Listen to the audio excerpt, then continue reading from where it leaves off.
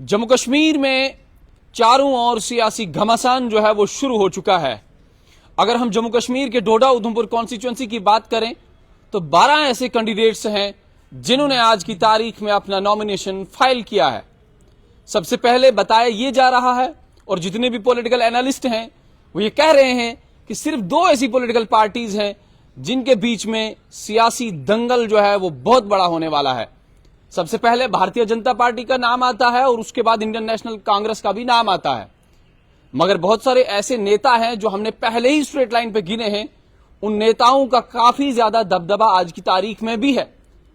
Democratic progressive आजाद party की बात करें तो जीएम सुरूरी ऐसे कैंडिडेट हैं जिन्होंने आज तक कोई भी इलेक्शन अपनी कॉन्स्टिट्यूएंसी से स्टेट लेजिस्लेटिव असेंबली का हारा नहीं है।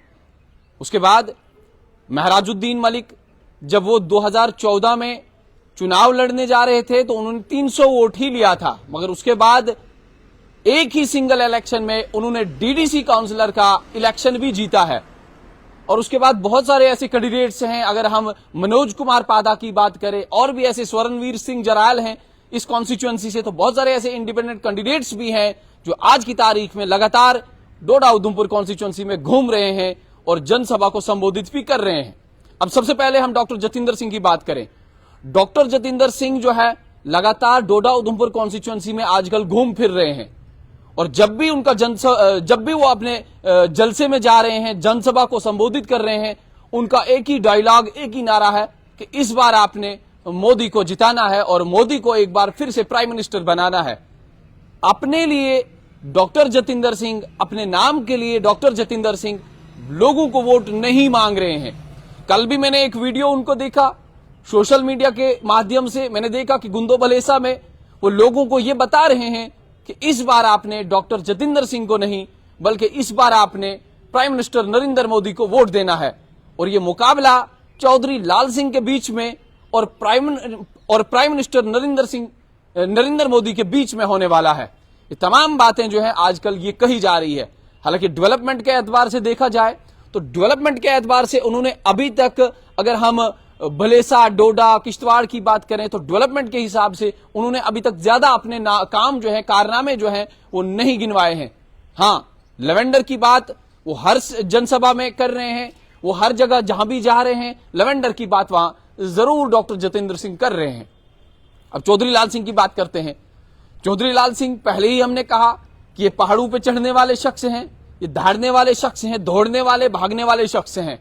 इंडियन नेशनल कांग्रेस की तरफ से लगातार लोग ये कह रहे हैं कि बहुत सारे लोग जो हैं, कुछ लोग भारतीय जनता पार्टी छोड़ के इस इंडियन नेशनल कांग्रेस में आ रहे हैं, कुछ लोग ऑलरेडी इंडियन नेशनल कांग्रेस के साथ जो काम कर रहे थे। हालांकि वक्त और देर लगा दी है इंडियन नेशनल कांग्रेस ने अपना कैंडिडेट उधमपुर कॉन्स्टिट्यूएंसी से मुंतखब करने के लिए, क्योंकि अगर हम बात करें 2019 का जब चुनाव हुआ था तो 2019 का चुनाव यहां से जब इंडियन नेशनल कांग्रेस ने विक्रमादित्य को लाया था तो विक्रमादित्य सिर्फ चुनाव के दौरान ही लोगों को दिखे थे, उसके बाद उनका चेहरा जो है वो गुल हो चुका है। और आज की तारीख में भी डॉक्टर विक्रमादित्य जो है अभी तक भी नहीं दिख रहे हैं। तो काफी लंबे वक्त के बाद, यानी यूं कहिए कि जब चुनावी बिगुल बज चुका उसके बाद लाल सिंह ने एंट्री मारी। मेरा ये मानना है कि, और बहुत सारे पॉलिटिकल एनालिस्ट का ये मानना है कि अगर चौधरी लाल सिंह की एंट्री जो है 3 से 4 महीने पहले हुई होती तो शायद ये मुकाबला जो है एक तरफा भी हो सकता है। मगर आज की तारीख में ये मुकाबला जो है अभी भी बहुत सारे एनालिस्ट ये कह रहे हैं कि सिर्फ 2 पॉलिटिकल पार्टीज के बीच में है और बाकी जितनी भी जमातें हैं, बाकी जितनी भी पॉलिटिकल पार्टीज हैं और इंडिपेंडेंट कैंडिडेट्स हैं, उनके लिए ये कह रहे हैं कि ये वोट काटू पार्टी है। यानी ये पार्टीज या ये इंडिपेंडेंट कैंडिडेट्स जितने भी खड़े हुए हैं, जितने भी इस मैदानी दलदल में आए हैं, ये तमाम लोग जो हैं वोट काटने के लिए आए हैं। फिलहाल आज की तारीख में डॉक्टर जतिंदर सिंह, उसके बाद इंडियन नेशनल कांग्रेस के चौधरी लाल सिंह लगातार अपनी रैलीज में जा रहे हैं और लोगों को अब मोटिवेट करने की कोशिश की जा रही है और ये कहा जा रहा है कि इस बार जो है हमारी सरकार आने वाली है। इसी तरीके से इंडियन नेशनल कांग्रेस भी कह रही है और भारतीय जनता पार्टी भी यही कह रही है। हालांकि Bharatiya Janata party prime minister Narendra Modi के नाम पे वोट ले रही है और दूसरी तरफ से अगर इंडियन नेशनल कांग्रेस की बात करें तो Indian national Congress individual vote मांग रही है, यानी जो कैंडिडेट खड़ा हुआ है वो अपने लिए और देश के लिए भी वोट मांग रहा है। उसके बाद जीएम सुरूरी का मैंने पहले ही आपको बता दिया कि ये वो ऐसे नेता हैं जो नेता आज तक स्टेट लेजिस्लेटिव असेंबली में नहीं हारे हैं, मगर एक बात जरूर इनकी भी है कि इनका जो प्रभाव है, इनका जो ज्यादा दबदबा है, इनकी जो ताकत है वो ज्यादा चिनाब रीजन में है।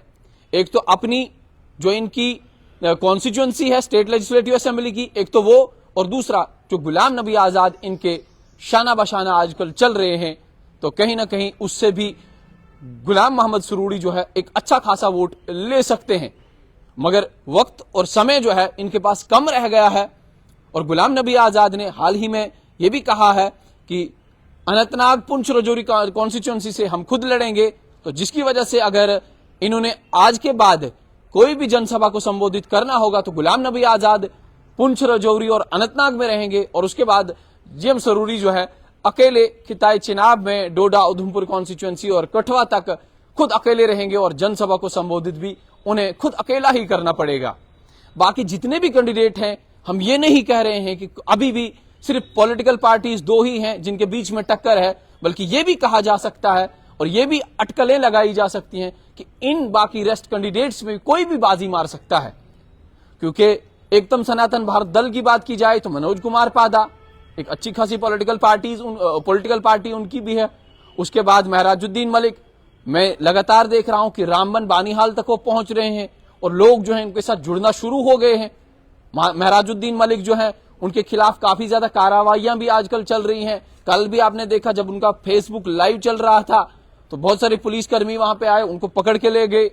हालांकि जब भी आपने कहीं जनसभा को संबोधित करना होता है तो आपने सबसे पहले पुलिस इंतजामिया की, तहसील इंतजामिया की, जिला इंतजामिया से आपने प्रेयर परमिशन लेनी है, और उसके बाद ही आप कहीं भी जनसभा को संबोधित कर सकते हैं। तो फिलहाल आज की तारीख में उधमपुर कॉन्स्टिट्यूएंसी से जबरदस्त घमासान। आपके क्या कुछ ख्यालात हैं, जरूर आप कमेंट सेक्शन में हमें बताएं। तब तक जुड़ते रहिए स्ट्रेट लाइन के साथ।